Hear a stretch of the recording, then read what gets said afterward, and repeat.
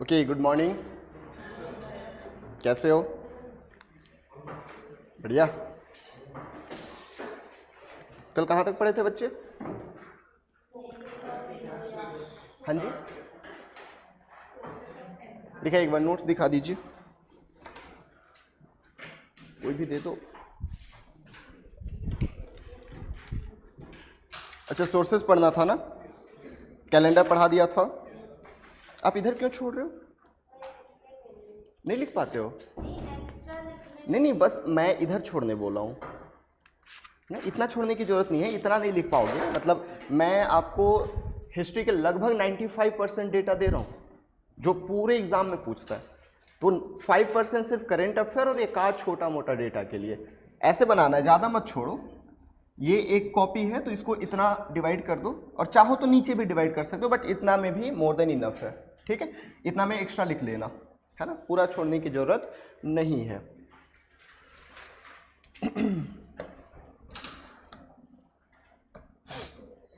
Calendar से किसी को डाउट है? नहीं ना? अपन कितने प्रकार के, 4 टाइप के कैलेंडर देखे थे। ठीक है, पहला कौन सा था? विक्रम संवत। मैंने आपको बताया था कि शक शासक जो हैं वो उज्जैन के शासकों के साथ युद्ध हुआ और बेसिकली उसमें शकों को हरा के विक्रमादित्य का टाइटल लिया गया और वहीं से विक्रम संवत की शुरुआत हुई 57 BC में। ठीक है, उसके बाद शक संवत की बात आई तो मैंने आपको फिर से बताया कि वेस्टर्न क्षत्रप जो थे, है ना, क्षत्रप का मतलब है बेटा कि प्रांत के जो मुखिया होते हैं, या फिर सिर्फ आज के लिए समझ लो कि मुख्यमंत्री हैं वो आए और बेसिकली चास्तान नाम था और उन्होंने शक साम्राज्य की स्थापना की और वहीं से शक संवत की शुरुआत हो गई। हमने ये भी देखा था कि पिछले कुछ बुक में या फिर पिछले डेटा के हिसाब से कनिष्क जो हैं कुषाण शासक, उनका नाम आता है, तो ये भी आप लोग देख लेंगे।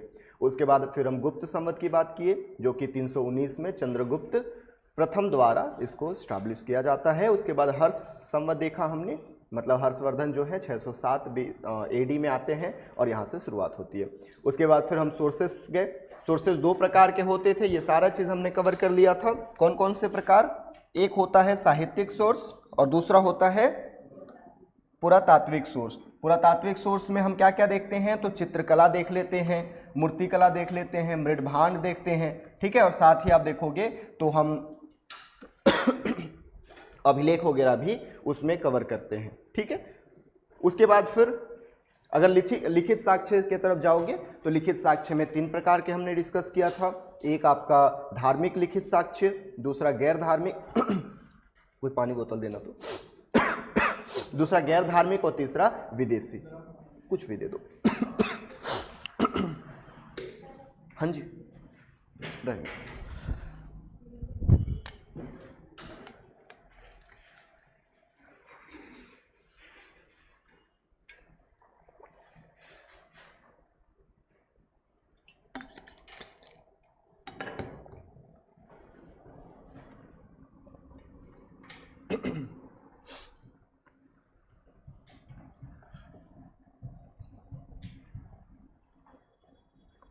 ये पीपीटी तो मिल गया है ना आप लोग को? अच्छा, यहीं तक होगा क्या? 15 ही होता है ना एक बार में, कोई बात नहीं।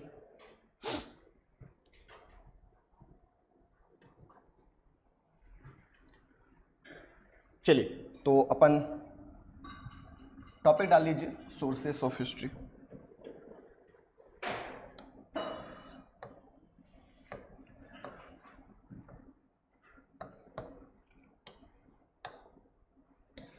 देखिए, अगर आप प्राचीन भारत के इतिहास के स्रोत देखेंगे, सोर्सेज देखेंगे, तो हमने इसको 2 पार्ट में डिवाइड किया था, साहित्यिक स्रोत और पुरातात्विक स्रोत। यहाँ पे अपन को धार्मिक सोर्स पढ़ना है, साथ में हिस्टोरिकल, ऐतिहासिक, इसी को लौकिक बोलते हैं, इसी को गैर धार्मिक बोलते हैं, ये सारा नाम इसी के लिए है।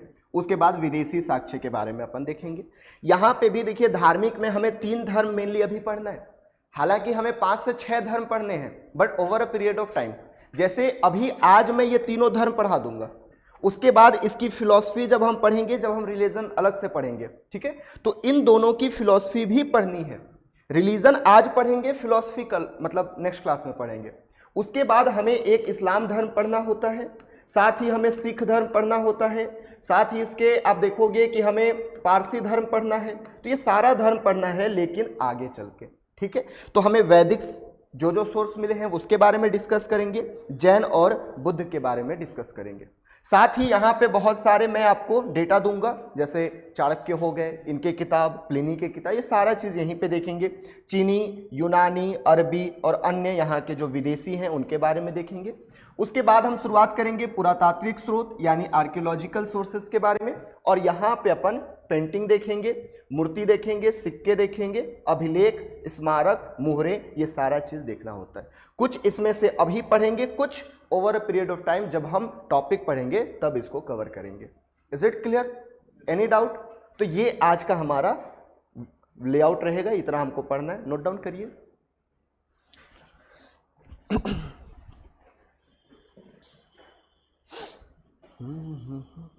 जल्दी करेंगे ना बच्चे।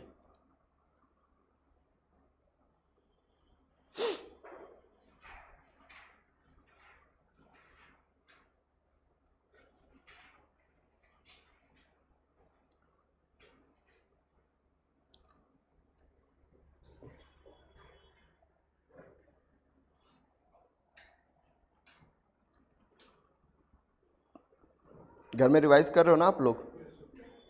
ठीक।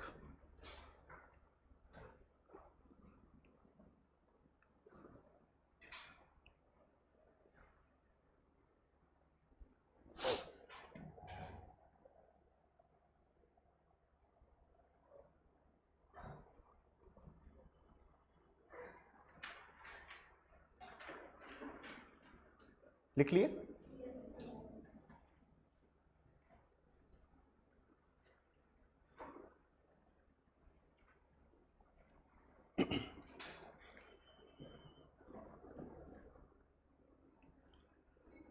हो गया, आगे चलो।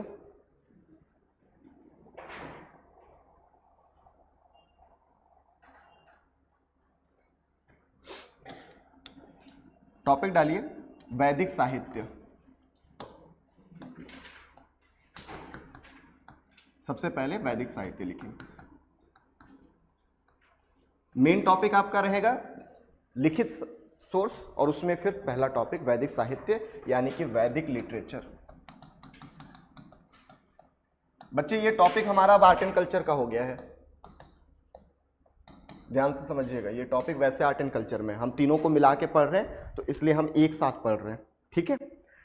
चलिए ध्यान से समझिए, अभी लिखिएगा मत, मैं आपको, या तो फिर आप साथ साथ में चाहो तो बन जाता है क्या आप लोगों से साथ में लिखते बन जाता है? कितने लोगों से बन जाता है, कितने लोगों से नहीं बनता? चलिए कोई बात नहीं, मत लिखिए, मैं लास्ट में लिखवा दूंगा, है ना। एक बच्चे से भी अगर प्रॉब्लम हो रहा है तो वो हमारी प्रॉब्लम है, ठीक है। सबसे पहले ध्यान से समझिएगा कि सर वेद क्या है ना। वेद क्या है, तो आप लोग ध्यान से देखना कि ये जो वेद है वो विद नामक शब्द से बना है। किससे बना है? विद नामक शब्द से बना है। और सर इसका भी मतलब होता है जानना। अब आप बोलोगे सर किसका किसका मतलब होता है जानना? सबका मतलब जानना ही है, ठीक है। क्या जानना? तो हमारे साहित्य के बारे में जानना। याद रखिएगा सबसे प्राचीनतम ग्रंथ है ये, है ना। और दूसरी चीज कि ये लिखा बहुत बाद में गया है प्राचीनतम, बट लिखने का काम बहुत लेट में हुआ है, ठीक है। तो सबसे पहला चीज। अब अगर मैं वेद की बात करूं कितने प्रकार के हैं, तो सबको पता होगा सर, एक ऋग्वेद होता है ना, दूसरा सामवेद होता है, ठीक है। इसी के अलावा यजुर्वेद है ना, और उसके बाद अथर्ववेद है। तो ये चार प्रकार के अथर्ववेद, ये चार प्रकार के वेद हमारे पास देखने को मिलते हैं। लेकिन अगर आप वेद के पार्ट देखोगे, ये तो प्रकार हो गया मान के चलो, लेकिन वेद के अगर हिस्से देखोगे तो यहां पे भी हम चार हिस्सों में बांट के पढ़ते हैं। यानी वेद को भी चार अलग अलग हिस्सों में बांटा गया है। कैसे? एक आप लोग सुने होंगे संहिता के बारे में, संहिता। इसके बाद होता है ब्राह्मण, इसके बारे में भी सुना होगा आप लोगों ने। उसके बाद आता है आरण्यक, आरण्यक, और उसके बाद आता है उपनिषद। क्या होता है चलिए इसको थोड़ा सा समझते हैं। मतलब अभी मैंने आपको बताया कि सर वेद जो है वो चार हिस्सों में बांट के हम पढ़ते हैं। कौन कौन सा हिस्सा? तो एक आपका हो गया संहिता, इसी को हम संहिता भी कहते हैं, ठीक है। दूसरा हो गया ब्राह्मण ग्रंथ। याद रखिएगा, आज जो पंडित जी हम यूज करते हैं या जब ब्राह्मण यूज करते हैं, ये ब्राह्मण नहीं है, ये ग्रंथ है, लिटरेचर है। तो ये भी पॉइंट आप लोग को याद रखना है।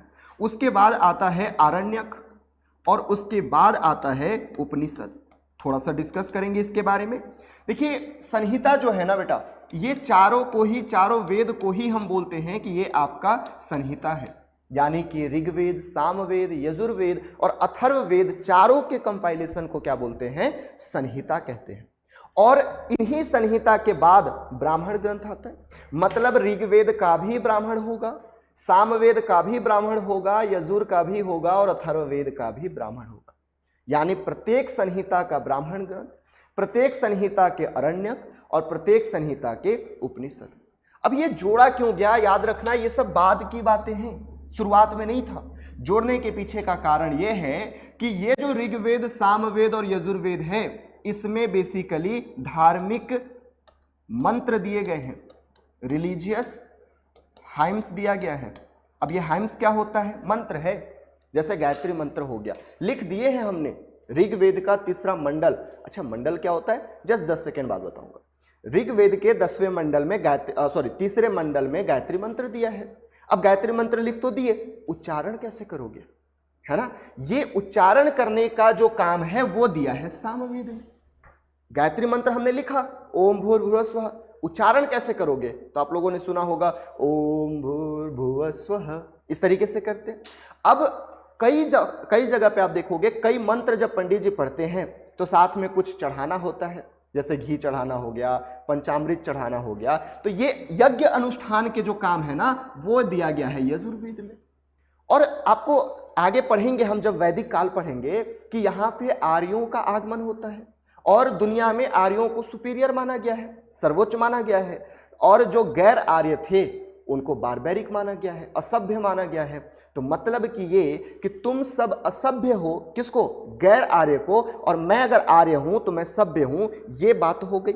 मेरे लिए 3 चीजें, ऋग्वेद, सामवेद, यजुर्वेद। बट यार तुम्हारे लिए भी हम कुछ कर देते हैं। तो ऋग्वेद में से कुछ हिस्सा निकाल के दे दिया गया कि आप लोग भी ये काम कर लो, और यही है आपका अथर्ववेद। बात समझ में आई? तो अथर्ववेद किसके लिए है बेटा? तो ये है गैर आर्यों के लिए। किसके लिए? गैर आर्यों के लिए। Is it clear? तो ऋग्वेद में हाइम दिया है, रिलीजियस हाइम, धार्मिक मंत्र। इसका उच्चारण कैसे करोगे, म्यूजिक कैसे दोगे, तो ये सामवेद में। और इससे अनुष्ठान कैसे करोगे? जैसे पंडित जी एक मंत्र बोलते हैं और बोलते हैं ये चढ़ाइए, ठीक है, इतना बलि दीजिए। बलि का मतलब 151 रुपए। आज रुपए देते हैं, पहले बलि देते थे, जीवन देते थे, ठीक है। तो ये चीजें कहां दी गई है? यजुर्वेद में। और ये सारी चीजें सिर्फ और सिर्फ आर्यों के लिए है। यहां पे गैर आर्यों के भी सब्जेक्ट और विविध सब्जेक्ट जोड़े गए हैं। जब हम इसको पढ़ेंगे, डिस्कस करेंगे। Is it clear? अच्छा, अब मैंने ये बोला कि सर मंत्र है, क्या लगता है मेरे जैसा तुच्छ आदमी मंत्र पढ़ पाएगा? नहीं, उसके लिए प्रॉपर एक व्यवस्था बनाई गई है पुजारियों का, और वो पुजारी क्या करेंगे? मंत्र को पढ़ेंगे। वही दिया गया है कहां? ब्राह्मण ग्रंथ में। कौन पढ़ सकता है, नियम क्या है? तो यही इसी के नीचे इसलिए दिया गया क्योंकि ऋग्वेद में जो हाइम है उसकी जानकारी ये देगा। संविधान में जो लिखा है, अगर कंफ्यूजन है कहां जाते हो? Supreme court, under article 32। Same वैसे ही कुछ भी लिखा है, डाउट है, कहां जाओगे? ब्राह्मण ग्रंथ। सब कुछ दिया है, ठीक है। अब जैसे मान के चलो कि हो गया मोह माया सब खत्म, मुझे और जानकारी चाहिए, है ना? तो जानकारी के लिए मैं जाऊंगा जंगल में, और जंगल में जंगली लाइफ, या फिर आप बोल सकते हो कि वहां सन्यासी वाला जीवन यापन करूंगा। बहुत कुछ सीखूंगा। जंगल में रह के ही वैसे काम किए जा सकते हैं, समाज में रह के मैं वो काम नहीं कर सकता। इसलिए इसको अरण्यक या फॉरेस्ट लाइफ के नाम से जाना जाता है। अब यहां तक आते आते बच्चे आपको पता होगा कि बहुत कुरीतियां फैल गई, और कुरीतियां फैलने के कारण मैंने आपको पहले ही बताया है कि 62 नए संप्रदाय का उदय हुआ और वैदिक धर्म डिक्लाइन होने लगा। और जब वैदिक धर्म डिक्लाइन हुआ तब इनको लगा कि बच्चे अगर हम इसमें कुछ बदलाव नहीं करेंगे तो अब हमारा धर्म बर्बाद हो जाएगा। इवन बर्बाद हो भी गया था। हम इन सब का डेट 600 तक देखते हैं। 600 के बाद 185 बीसी तक कोई भी हिंदू शासक नहीं था, सिर्फ जैन, बुद्धिस्ट, आजीवक यही शासक थे। महान शासक कौन? Chandragupta Maurya. Was a Jain ruler. उसका बेटा बिंदुसार कौन सा? आजीवक। उसका बेटा अशोक बौद्ध। यानी कोई भी ऐसा नहीं था जो कि हिंदू शासक था, पूरी तरीके से डिक्लाइन होने लग गया। तब लोगों को लगा कि अब इसमें बदलाव करने पड़ेंगे और इसीलिए बाद में उपनिषद जोड़ा गया। चूंकि उपनिषद बाद में जोड़ा गया है, वेदों का अंतिम रूप है, इसीलिए इसको वेदांत भी कहा जाता है। वेदों का अंत, that is Vedanta. Is it clear? तो ये यहीं पे समझाया मैं। वेद 4 प्रकार के, वेदों के 4 हिस्सा, संहिता, ब्राह्मण ग्रंथ, अरण्यक, उपनिषद। Is it clear? अब इसकी कुछ विशेषताएं देखते हैं। क्या क्या विशेषताएं देख सकते हैं? सिंपल सी बात है सर, वेद जो है मैंने आपको बताया कि जो आर्य आए, कहाँ से आए थे, वो सारी चीजें हमारा बात का टॉपिक है। आर्य आए और उन लोगों ने मेडिटेशन के थ्रू भगवान से कनेक्ट किया खुद को, और भगवान उनको वेद की जानकारी दिए। पहले उन लोगों ने उसको मेमोराइज किया और मेमोराइज करने के बाद अपने नीचे के या आगे आने वाले लोगों को बताया। ठीक है, यानी कि ये लिखित फॉर्म में नहीं था, ये श्रुति फॉर्म में था बहुत सालों तक। इसको लिखने का काम बहुत बाद में किया गया, शुरुआत में कैसा था? श्रुति फॉर्म में था। ठीक है, दूसरी चीज, ऐसा माना जाता है कि वेद कंपाइल करना, देखो वेद लिखना मत बोलना, अभी वेद लिखना हम बाद में बोलेंगे, अभी बोलना वेद संकलित हुआ है, वेद कंपाइल हुआ है। वेद कंपाइलेशन या वेद संकलित करने का जो काम है वो इंसानों के द्वारा नहीं किया गया है, इसलिए इसको अपौरुषेय भी कहा जाता है। प्रीलिम्स में पूछ सकता है, क्या बोला जाता है? अपौरुषेय। इंग्लिश में भी सेम नाम है, अपौरुषेय। ठीक है, अपौरुषेय का मतलब, अ का मतलब ऑपोजिट, पौरुषेय यानी पुरुष द्वारा। पुरुष द्वारा नहीं लिखा गया है, मतलब देवताओं द्वारा लिखा गया है। Is it clear? यहां तक समझ में आया? ये सारी चीजें हमने डिस्कस कर ली, यही चीजें यहां पे दी गई है, एक बार आप लोग देख लीजिए। ठीक है, वेद के कितने प्रकार बच्चे? ऋग्वेद, सामवेद, यजुर्वेद और अथर्ववेद। दूसरी चीजें, इसके 4 भाग, संहिता, ब्राह्मण ग्रंथ, अरण्यक और उपनिषद। वेद जो है सबसे प्राचीनतम ग्रंथ है, वेद अपौरुषेय है, वेद श्रुति है। जो भगवान ने लिख दिया, क्या आपको लगता है आप उसमें बदलाव कर पाओगे? कतई नहीं, इसीलिए इसको नित्य ग्रंथ कहा जाता है। ठीक है, नित्य ग्रंथ का मतलब रोज वाला नहीं, नित्य का मतलब होता है जो कि कभी चेंज ना कर सके, है ना, जिसमें हम कभी बदलाव ना कर सके, यानी कि ये नित्य ग्रंथ है। और इसके संकलन करने का काम जो है वो कृष्ण द्वैपायन वेद व्यास द्वारा किया गया है। याद रखना, जितने भी वेद हैं उनकी लैंग्वेज जो है वो वैदिक संस्कृत है। सर व्हाट इज वैदिक संस्कृत? जो हमने स्कूल में पढ़ा वो क्या? नहीं, जो हमने स्कूल में पढ़ा बच्चे वो सरल संस्कृत या लौकिक संस्कृत था। ये जो संस्कृत है इसको हम वैदिक संस्कृत कहते हैं, यानी कि वेदों, जो वेद लिखना शुरू हुआ उस समय पे जो संस्कृत चल रहा था उसको हम वैदिक संस्कृत कहते हैं। अभी जो हम संस्कृत देखते हैं वो उल्टा फॉर्म है या फिर बाद का वर्जन है, जिसको हम लौकिक या सरल संस्कृत के नाम से जानते हैं। ब्रह्मी लिपि में ये लिखा हुआ था। Is it clear? अब थोड़ा सा यहीं पे और अगर ध्यान देने की कोशिश करोगे तो आप पाओगे कि सर जो ऋग्वेद है ना, और जो सामवेद है और जो यजुर्वेद है, इन तीनों की बात, इसमें बेसिकली एक ही सब्जेक्ट दिया गया है, और वो सब्जेक्ट है क्या? वो सब्जेक्ट है रिलीजन, वो सब्जेक्ट है यज्ञ, वो सब्जेक्ट है अनुष्ठान। यज्ञ, अनुष्ठान, रिलीजन, धर्म, इन्हीं के बारे में दिया गया है। और यही कारण है कि इन तीनों को एक साथ वेद त्रयी कहा जाता है। ये क्वेश्चन कई बार पूछता है कि वेद त्रयी में कितने आते हैं? ऋग्वेद, सामवेद और यजुर्वेद को एक साथ वेद त्रयी कहते हैं। ध्यान रखना, वेद त्रयी बोल रहा हूं, प्रस्थान त्रयी नहीं। एक बार क्वेश्चन ऐसे घुमाया था कि व्हाट इज प्रस्थान त्रयी? प्रस्थान त्रयी अलग है, ये वेद त्रयी है। प्रस्थान त्रयी में श्रीमद् भागवत गीता, साथ ही आपका ब्रह्मसूत्र और उपनिषद को हम प्रस्थान त्रयी कहते हैं। ठीक है, तो प्रस्थान त्रयी ये है आपका, श्रीमद् भागवत गीता, ब्रह्मसूत्र और उपनिषद को प्रस्थान त्रयी कहते हैं। लेकिन अगर आप ऋग्वेद, सामवेद और यजुर्वेद की बात करोगे तो उसको क्या कहते हैं बच्चे? वेद त्रयी कहते हैं। Is it clear? तो लगभग जनरल इंट्रोडक्शन मैंने सब कुछ आपको दे दिया। अगर यहां तक किसी को दिक्कत है तो बताइए, फिर हम आगे चलेंगे। यहां तक किसी को दिक्कत है? जनरली जो इंट्रोडक्शन में आप लिख सकते हो, वो सारा चीज मैंने कवर कर लिया। अब इसको नोट डाउन कर लीजिए। समझ में आ रहा है? ठीक है, लिखवाना पड़ेगा कि लिख लोगे? हाँ, लिख लोगे ना? फटाफट लिखो फिर।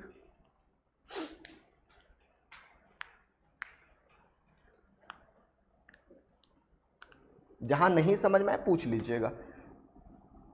और हाँ, एक चीज आप लोग ध्यान दीजिएगा ना, कई चीजें मैं पढ़ाते समय कुछ बता देता हूं जो कि हो सकता है पीपीटी में ना हो या बाद में लिखवाए ना, तो कहीं नोट करते जाइएगा। जैसे मैं अभी बताया कि अभी जो हम संस्कृत पढ़ते हैं उसको लौकिक संस्कृत कहते हैं। अब ये चीजें लिखवाऊंगा नहीं, क्यों? क्योंकि सब्जेक्ट से रिलेटेड नहीं है, तो कहीं पे नोट करके बगल में लिख लीजिएगा।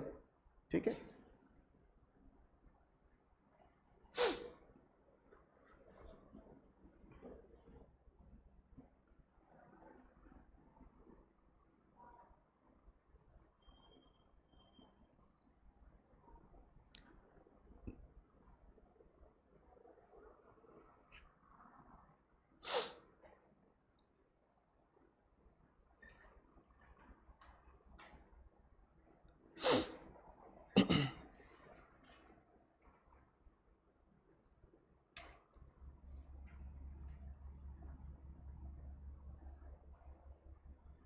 हो जाए तो बताइएगा ना।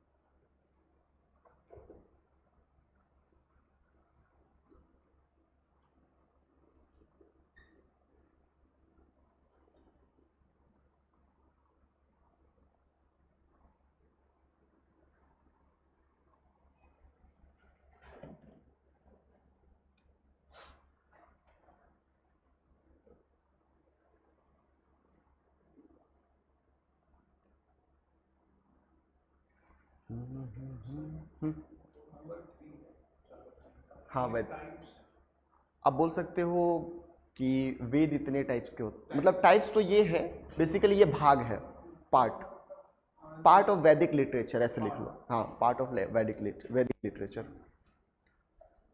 क्योंकि वेद ये है, वैदिक साहित्य ये सब है। हम इन सबको पढ़ेंगे, हमें सिर्फ इसको नहीं पढ़ना है। इसको पढ़ेंगे तो वेद पढ़ेंगे, इसको पढ़ेंगे वैदिक साहित्य पढ़ेंगे। ठीक है, क्योंकि हमारा मेन टॉपिक क्या है? वैदिक साहित्य है।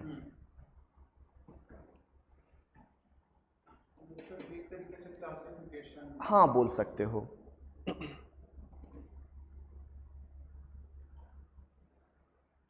लिख लिए बच्चे? नहीं,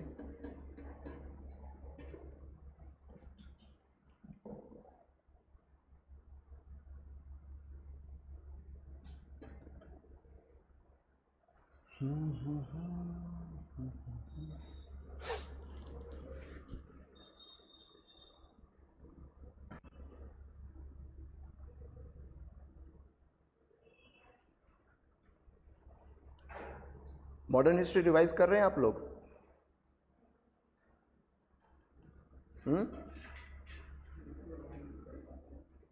नहीं कर रहे? करिए। ऑप्शनल कहाँ से कर रहे हैं? विजन से।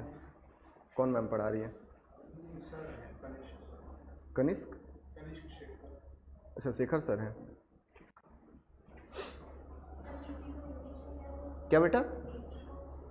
Script script script.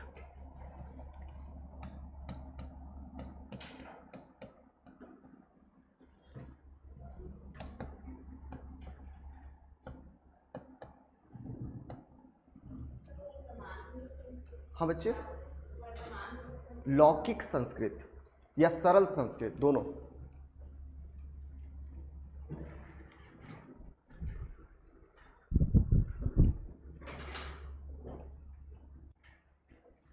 हो गया? लिख लिए? चलें आगे? ओके।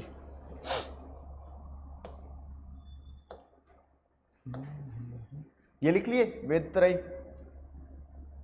इसको भी कहीं पे नोट करके लिख लो, प्रस्थान त्रयी। ऐसे लिखो, श्रीमद् भागवत गीता, ब्रह्मसूत्र और उपनिषद को प्रस्थान त्रयी कहते हैं।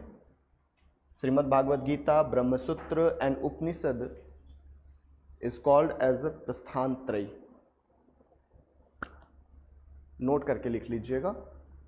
मतलब ये हमारा यहाँ का सिलेबस नहीं है, बट कंफ्यूज ना हो आप, इसलिए मैं इसको बता रहा हूँ।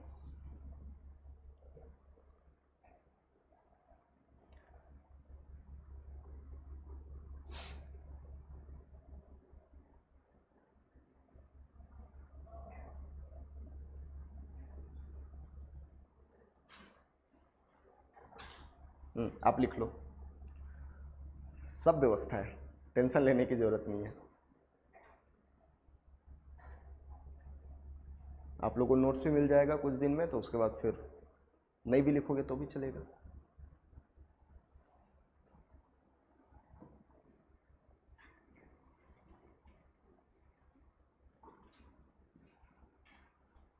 हो गया इतना? ठीक है, अब टॉपिक डालिए ऋग्वेद। एक एक वेद को पढ़ते चलते हैं।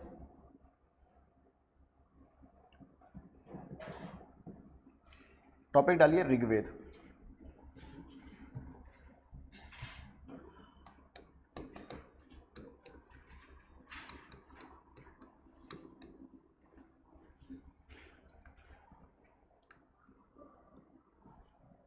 शुरू करें? ठीक है, चलिए। सबसे पहली चीज याद रखिएगा कि ये सबसे प्राचीन ग्रंथ है ना। चारों ग्रंथ में सबसे क्या है, ओल्डेस्ट है, सबसे प्राचीन है। ठीक। दूसरी चीज याद रखिएगा कि ये तो किताब है ना सर, किताब में अध्याय होता है, अध्याय में फिर आप देखोगे कि क्वेश्चंस होते हैं, तो उसी तरीके से अध्याय को यहाँ पे मंडल कहा जाता है, और टोटल 10 मंडल है। कितने मंडल हैं? 10 मंडल हैं। इसी तरीके से 1028 सूक्त हैं। सूक्त का मतलब आप मान सकते हो कि मंत्र बोल सकते हो, ठीक है, मंत्र नहीं तो फिर मंत्र का टाइप बोल सकते हो। और लगभग 10,558 जो है वो आपकी ऋचाएं हैं। ऋचाएं नहीं भी याद रखोगे तो चलेगा, बट सूक्त पता होना चाहिए, सूक्त क्वेश्चन पूछता है, मंडल पता होना चाहिए, ये दोनों चीजें मस्ट है। सबसे प्राचीनतम ग्रंथ है, ओल्डेस्ट बुक है, 10 मंडल है इसमें। ठीक है। क्या चीज के बारे में डिस्कशन मिलता है? तो बेसिकली आर्यों का बारे में, आर्यों के बारे में, और साथ ही अगर आप देखोगे तो इसमें हमें सप्त सैंधव नदी के बारे में मिलता है। सप्त सैंधव प्रदेश बोल सकते हो, इसकी हमें जानकारी मिलती है। इंफॉर्मेशन किसकी किसकी मिलती है? तो आर्यों के बारे में, अबाउट द आर्यन एंड सप्त सैंधव रीजन। अब ये सप्त सैंधव रीजन क्या है थोड़ा सा समझिएगा। ठीक है, आई थिंक मैंने आपको पहले भी दिखाया है, अगर नहीं दिखाया है तो अभी देख लीजिए, फिर से लाना पड़ेगा, छोड़ दो मैं बना देता हूं। कल भी समझाया था। ये भारत है, यहां से आप देखोगे कि ये आपका सिंधु नदी है। सिंधु नदी की 7 सहायक नदियां, इन 7 नदियों को मिला के हम सप्त सैंधव प्रदेश कहते हैं। जब आर्य आए ना, आर्य कहाँ से आए थे? तो ऐसा माना जाता है मध्य एशिया से आए थे, सेंट्रल एशिया से आए, और आने के बाद इसी रीजन में क्या हो गए, बस गए। हालांकि इस टाइम पीरियड पे गंगा नदी और यमुना नदी के भी साक्ष्य हैं, बट बहुत कम। यमुना नदी के बारे में 2 से 3 बार साक्ष्य मिलता है, और गंगा नदी के बारे में 1 बार। सबसे ज्यादा बार अगर किसी का उल्लेख है तो सिंधु नदी का है, और सबसे पवित्र जो है वो सरस्वती नदी को माना जाता है। तो ये पॉइंट आप लोग याद रखिएगा कि सर सप्त सैंधव प्रदेश में 7 नदियां आती है, और इन नदियों का उल्लेख भी कहाँ पे मिलता है? ऋग्वैदिक काल में। क्वेश्चन पूछ देता है कई बार कि ऋग्वैदिक काल में किसके बारे में उल्लेख है, किसके बारे में जानकारी मिलती है। तो अपन को आर्यों के बारे में देखना है और सप्त सैंधव प्रदेश के बारे में देखना है। अब यहाँ पे अगर 7 नदी की बात करें तो ये 7 नदी आपको याद होने चाहिए। 3, 4, 5, 6, 7। कौन कौन सा? तो सबसे पहला तो है बेटा सिंधु, है ना। सिंधु को देखिए इंग्लिश में इंडस कहा जाता है, और इसका ग्रीक नाम भी सिंधु ही है। पहले भी सिंधु ही कहा जाता था, इसका कोई अलग नाम नहीं है। दूसरा अगर लाइन से देखोगे तो आपका आता है झेलम, उसके बाद चेनाब, कि पहले चेनाब आता है, पहले झेलम आता है ना, ठीक। उसके बाद रावी, उसके बाद ब्यास, उसके बाद सतलज, और लास्ट में सरस्वती। ये 7 नदी आपको याद होनी चाहिए। अच्छा, इसको बोलते क्या है? तो याद रखिएगा, रावी को तो पुरुषनी बोलते हैं,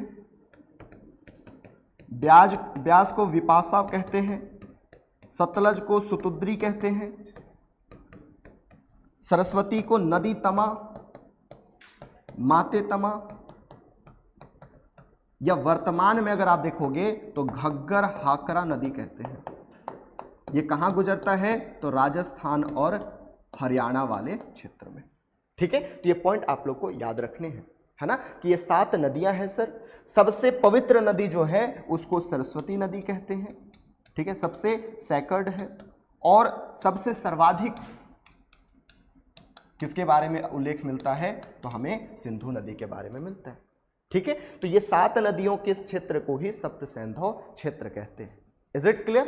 तो इतना पॉइंट आपको नोट डाउन करने। क्या क्या सर पढ़ा अभी हमने? सबसे पहले पढ़ा सिंधु ऋग्वैदिक काल, ऋग्वेद जो है वो सबसे प्राचीनतम है, 10 मंडल हैं, 1028 सूक्त हैं, 10,558 ऋचाएं हैं। बोलिए मेरे साथ, तभी याद होगा। क्लास में याद करके जाना है आपको। ठीक है, इसके अलावा जानकारी किसकी मिलती है? आर्यों के बारे में, और साथ में सप्तसैंधव प्रदेश में। सप्तसैंधव प्रदेश में कितनी नदियां? 7 नदियां। सबसे ज्यादा किसका उल्लेख है? सिंधु का, इंडस का। सबसे सैकर्ड या फिर पवित्र नदी कौन है? सरस्वती नदी। सिंधु को क्या बोलते हैं? सिंधु ही कहते हैं। ठीक है, इसी तरीके से रावी को पुरुषनी, व्यास को विपाशा, सतलज को सुतुद्री, सरस्वती को नदी तमा या माते तमा। Is it clear? ये सारी चीजें यहां पे एक बार चलो फिर से रिवाइज कर लेते हैं, है ना।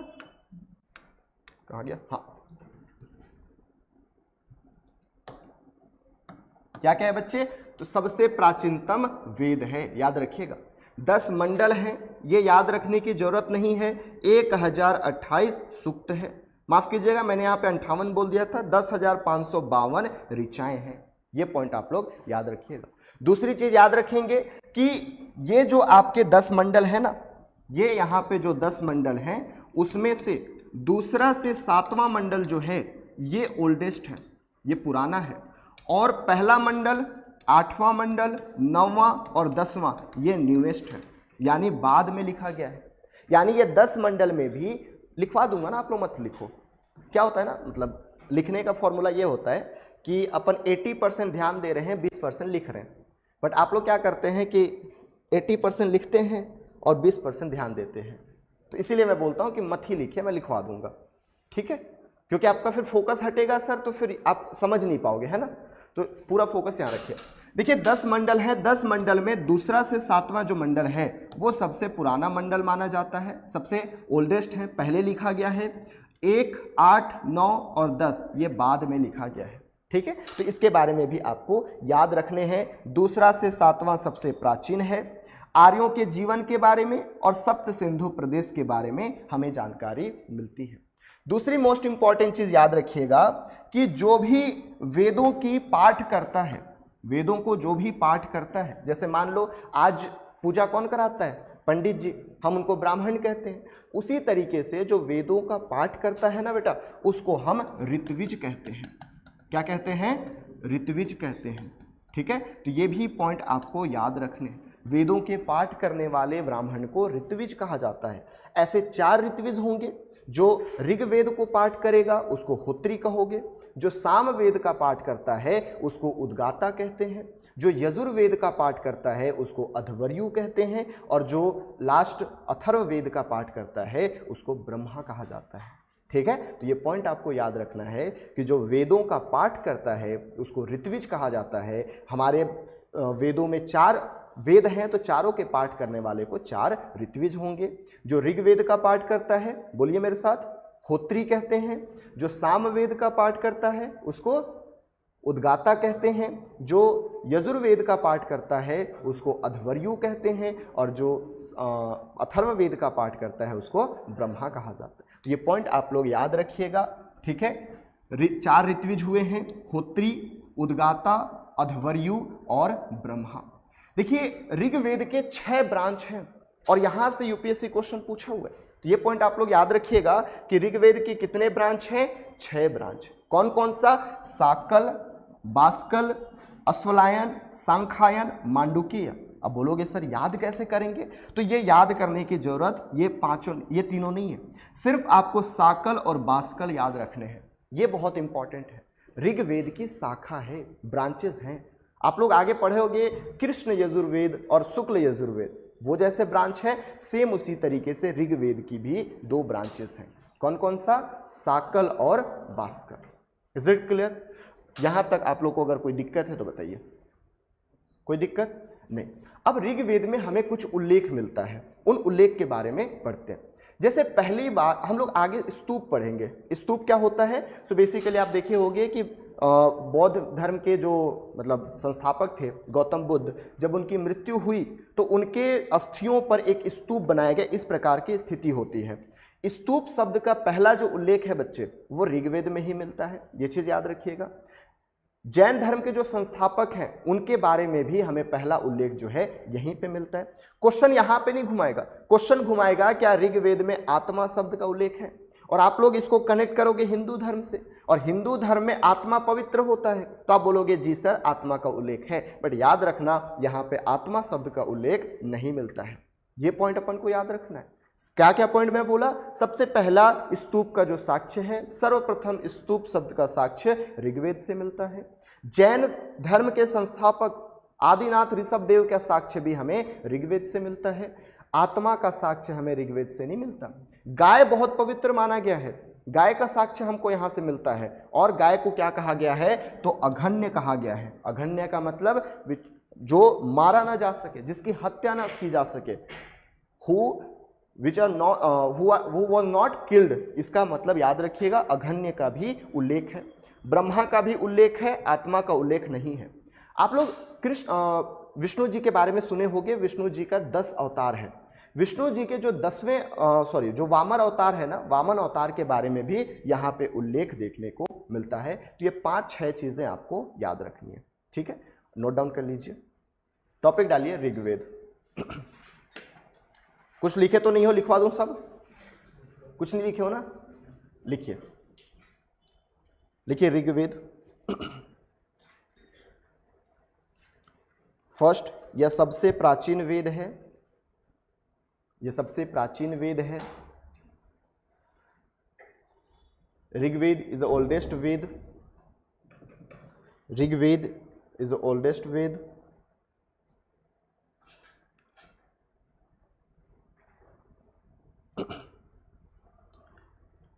लिखिए,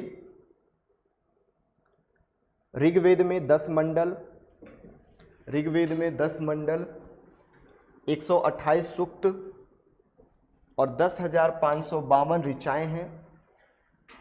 there are 10 mandal, 1028 sukta and 10,552 ऋचाएं in Rigveda.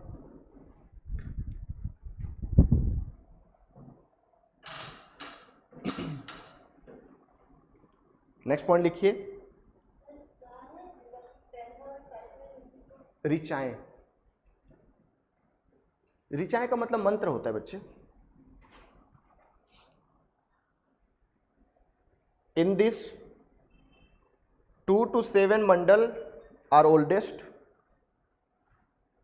2 to 7 mandal are oldest and 1,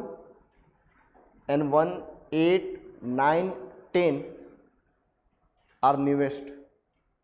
इसमें से दूसरा से 7वां मंडल प्राचीनतम है तथा पहला, 8वां, 9वां, 10वां नया है।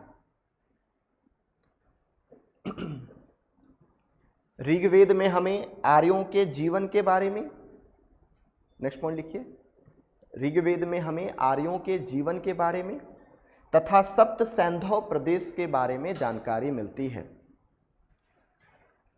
Rigveda gave the information about, Rigveda gave the information about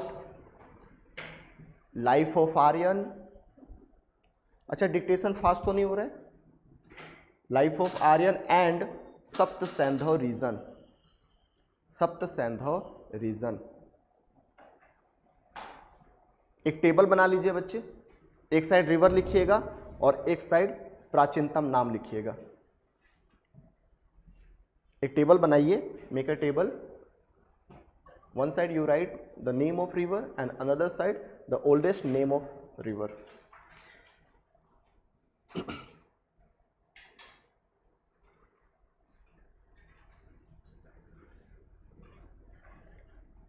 पहला लिखिए सिंधु, सिंधु या इंडस, सिंधु इंडस। सेकेंड लिखिए बेटा झेलम, अस्किनी कहा जाता, सॉरी वितास्ता कहा जाता है इसको, झेलम लिख लीजिए।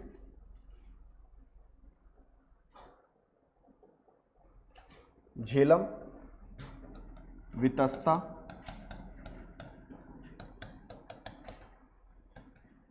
नेक्स्ट लिखिए बेटा चेनाब, चेनाब को अस्किनी कहा जाता है।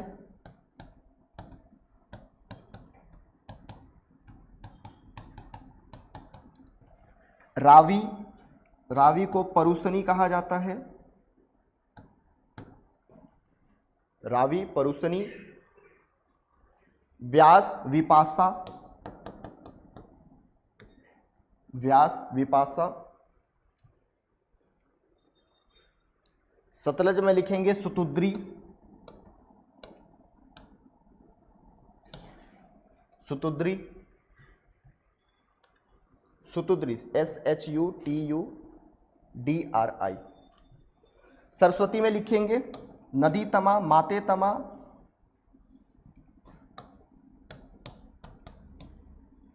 नदी तमा,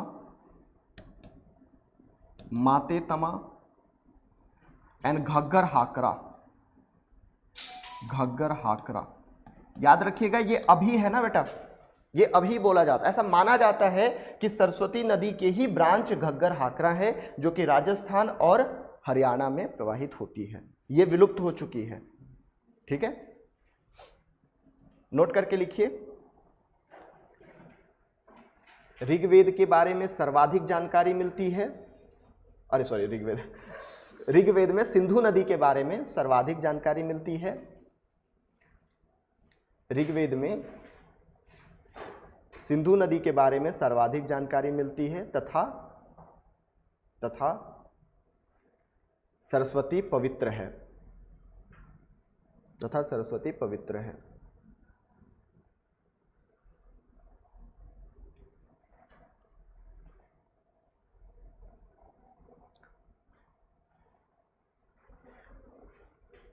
नेक्स्ट पॉइंट लिखिए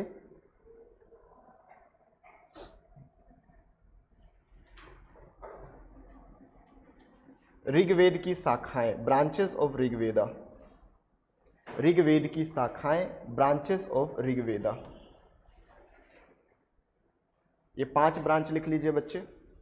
याद आप लोग साकल और बास्कल ही करना, लिखने के लिए सब लिख लो, ठीक है। 2 महत्वपूर्ण है साकल और बास्कल। आई थिंक आपको 90% क्लास में याद हो जा रहा होगा, है ना। साकल बास्कल,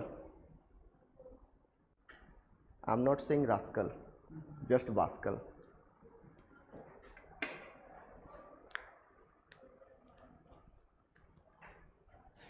साकल हो गया, बास्कल हो गया, अश्वलायन हो गया, सांखायन हो गया, मांडुकेय हो गया, बट आपको याद रखने हैं साकल बास्कल।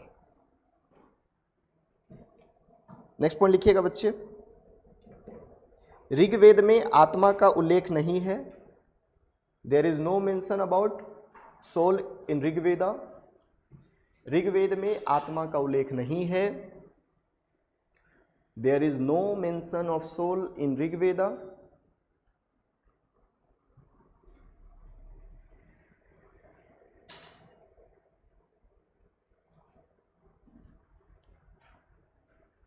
सेकेंड पॉइंट, भगवान विष्णु के वामन अवतार का उल्लेख मिलता है। भगवान विष्णु के वामन अवतार का उल्लेख मिलता है।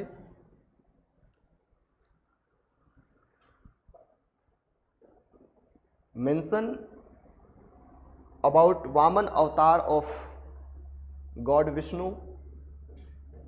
Mention about Vamana avatar of god Vishnu.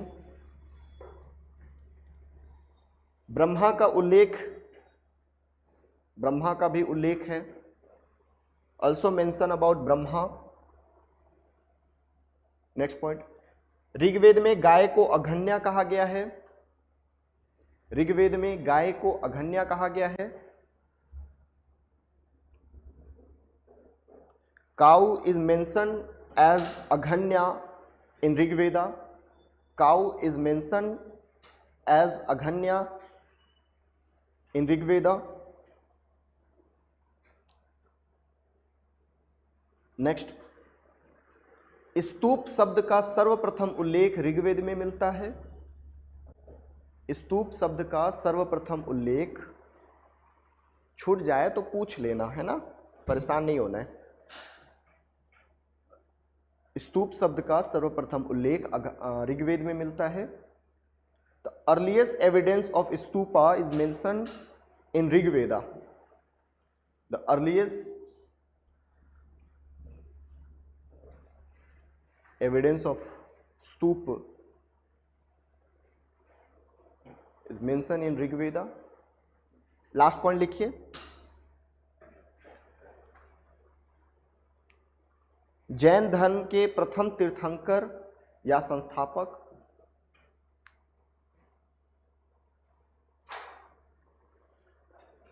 Jain धर्म के प्रथम तीर्थंकर या संस्थापक आदिनाथ ऋषभदेव या ऋषभनाथ भी बोलते हैं। आदिनाथ ऋषभदेव का उल्लेख भी ऋग्वेद में मिलता है।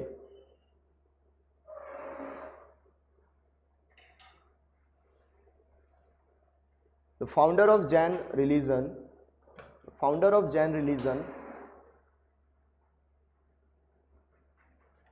Adinath Rishabhdev. The founder of Jain religion Adinath Rishabhdev is mentioned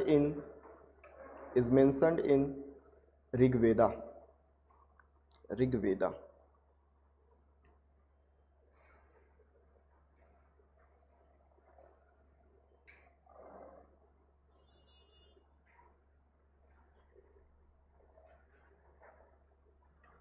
ठीक है बेटा, हो गया यहां तक?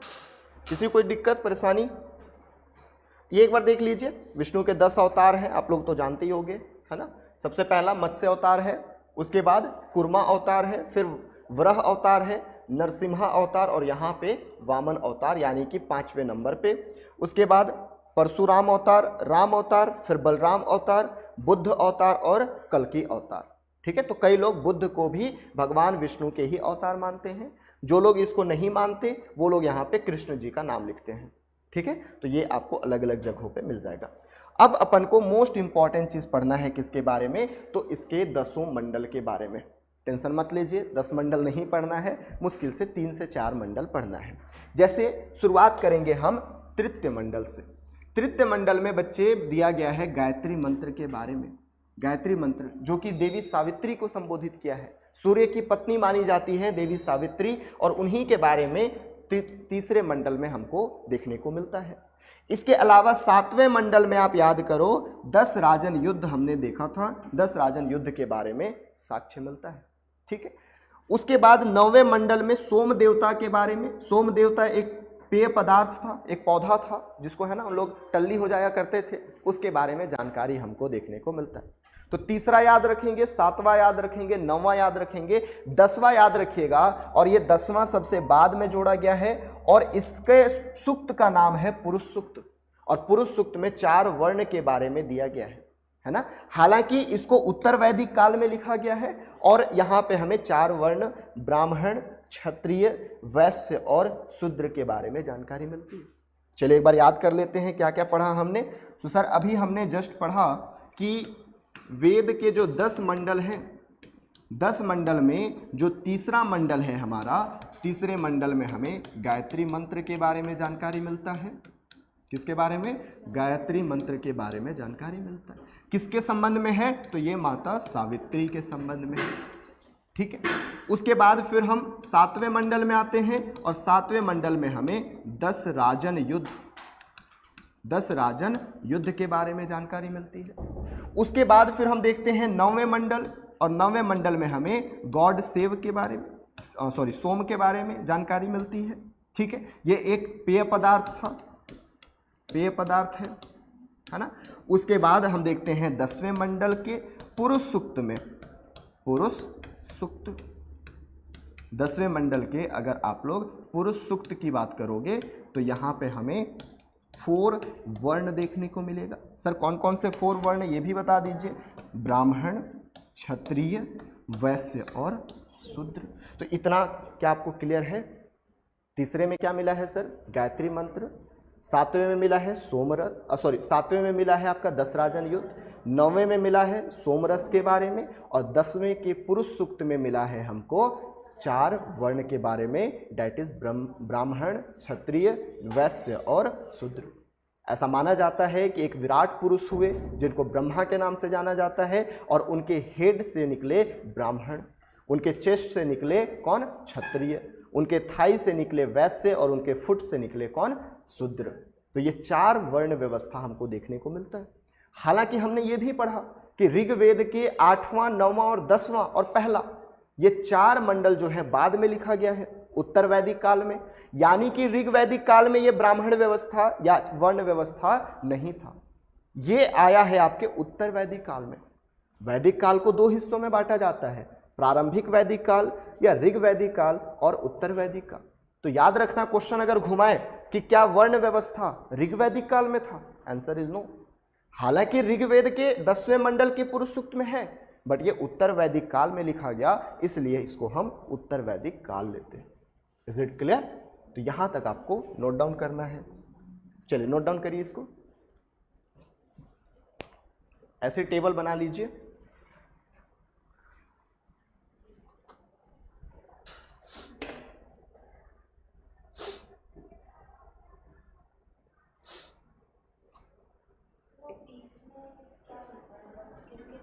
ये ऋषि जो गायत्री मंत्र को कंपोज किए, विश्वामित्र, 10 राजन युद्ध के बारे में वशिष्ठ ऋषि बताएं, जरूरी नहीं है बट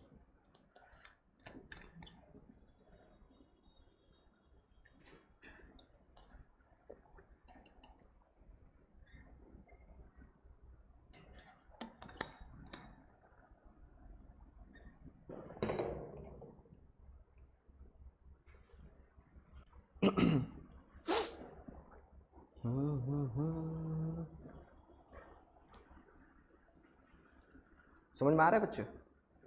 पक्का सबको? ठीक।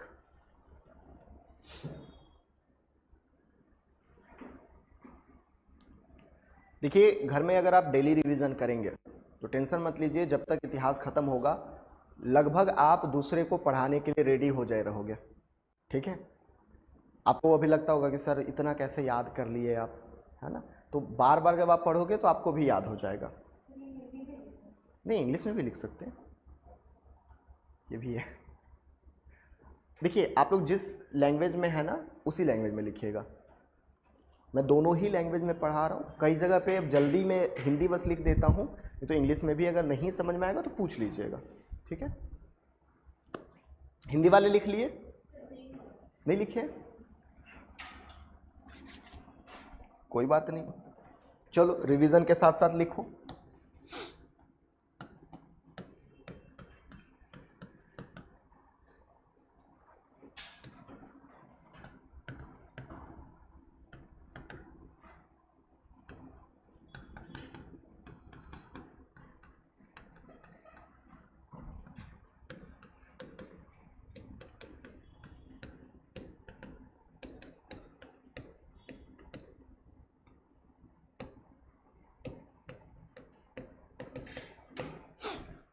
ये पहला हो गया। दूसरा, फिर 7वें मंडल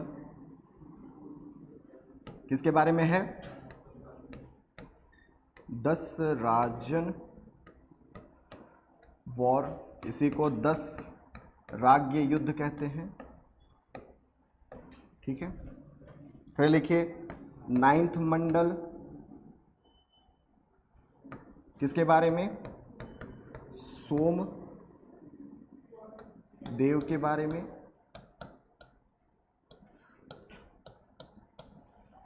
और ये एक पेय पदार्थ है।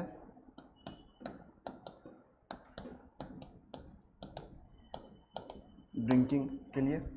उसके बाद 10th मंडल, इसके पुरुष सूक्त में सूक्त क्या होता है समझ में आ रहा है ना? सूक्त क्या होता है समझ में आ रहा है ना? ठीक, पुरुष नाम है, सूक्त प्रकार है उसका।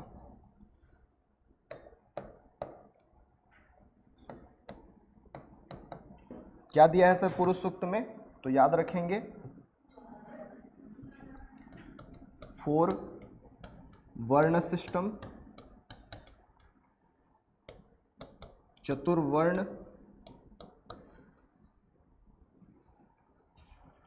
व्यवस्था। कौन कौन से 4 वर्ण? तो लिख लेंगे ब्राह्मण, क्षत्रिय, वैश्य और शूद्र। नोट डाउन करके लिखिएगा। यह उत्तर वैदिक काल में, उत्तर वैदिक काल में संकलित किया गया है,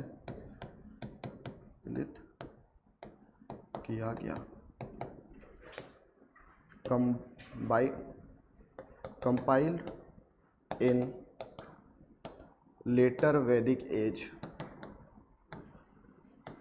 ठीक है, लिख लीजिए।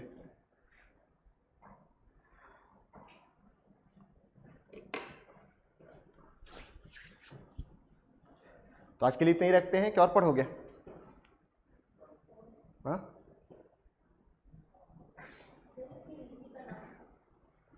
ऋषि का नाम में 2 ऋषि का लिख लीजिए। 3rd मंडल में विश्वामित्र,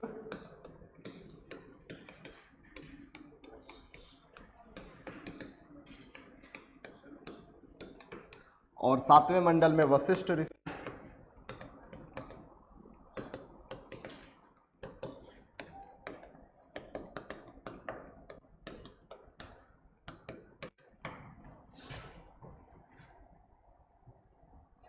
चलिए, हो गया बेटा? और पढ़ ले कि बोर हो गए? अरे बताओगे? नहीं बताओगे? चलो भाई, बोर हो गए तो नहीं पढ़ेंगे अब।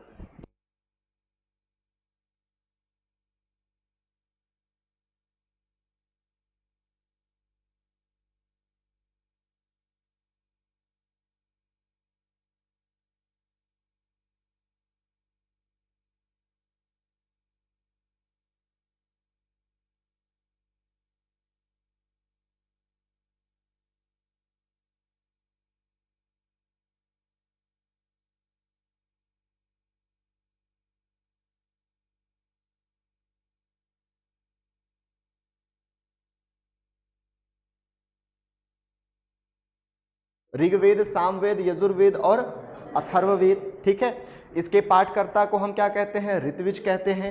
4 ऋत्विज हुए हैं, होत्री, उद्गाता, अध्वर्यु और ब्रह्मा। ये सारी चीजें याद रखनी है।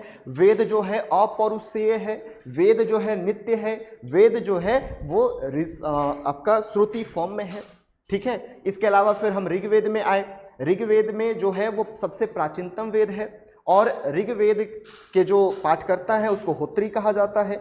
दूसरी मोस्ट इंपॉर्टेंट चीज, ऋग्वेद में 10 मंडल, 1028 सूक्त, 10,552 ऋचाएं हैं। ऋग्वेद में ब्रह्मा का उल्लेख मिलता है, विष्णु के वामन अवतार का उल्लेख मिलता है, जैन तीर्थंकर ऋषभनाथ के बारे में उल्लेख मिलता है, और साथ ही आप याद रखना कि इसमें हमें स्तूप का भी उल्लेख मिलता है। एक चीज याद रखना है कि आत्मा का उल्लेख हमें इसमें देखने को नहीं मिलता है। ऋग्वेद हमको आर्यों के जीवन और साथ ही सप्त सैंधव प्रदेश के बारे में बताता है, जिसमें हम 7 नदियों के बारे में पढ़े। शुरुआत करते हैं हम सिंधु नदी से, उसके बाद झेलम, चेनाब, रावी, सतलज और सरस्वती। सरस्वती सबसे पवित्र है और सिंधु नदी के बारे में सबसे ज़्यादा जानकारी हमको देखने को मिलता है। हमने ऋग्वेद के प्रकार या शाखा के बारे में भी देखा, जिसमें 2 महत्वपूर्ण हैं, साकल और बास्कल। ये भी हमको याद रखने हैं। इसके 2 से 7वां मंडल जो है सबसे पुराना है। पहला 8वां, 9वां और 10वां बाद में लिखा हुआ है, यानी निवेस्ट है। तीसरे मंडल में गायत्री मंत्र का कंपाइलेशन है, जो कि माता सावित्री के बारे में बताता है, जिसके ऋषि हमें विश्वामित्र देखने को मिलते हैं। 7वें मंडल में दशराजन युद्ध के बारे में दिया गया है और 9वें मंडल में सोम देवता के बारे में उल्लेख मिलता है। 10वें मंडल के पुरुष सूक्त में हमको 4 वर्ण व्यवस्था के बारे में उल्लेख मिलता है, ब्राह्मण, क्षत्रिय, वैश्य और शूद्र, जो कि ऐसा माना जाता है बाद में लिखा गया है, यानी कि उत्तर वैदिक काल का कंपाइलेशन है। यहीं पे समाप्त करते हैं। ये हमारा ऋग्वेद हुआ है। कल हम ऋग्वेद का ब्राह्मण, ऋग्वेद का अरण्यक और ऋग्वेद का उपनिषद पढ़ेंगे और उसके बाद फिर हम सामवेद जाएंगे। सेम वैसे सामवेद का ब्राह्मण, सामवेद का अरण्यक, सामवेद का उपनिषद करते हुए, चारों वेद पढ़ते हुए फिर उपनिषद वगैरह से फिर आगे बढ़ेंगे। Is it clear? बहुत इंपॉर्टेंट चैप्टर है, रेगुलर आइएगा, घर में रिवाइज करिएगा। मुझे ऐसा लगता है मैं 99% आपको यहीं याद करवा दे रहा हूँ, बट घर में जाके एटलीस्ट आप 2 बार रिवाइज कर लेंगे। क्लियर है बच्चे? Any doubt? Okay, thank you आज के लिए, कल मिलते हैं।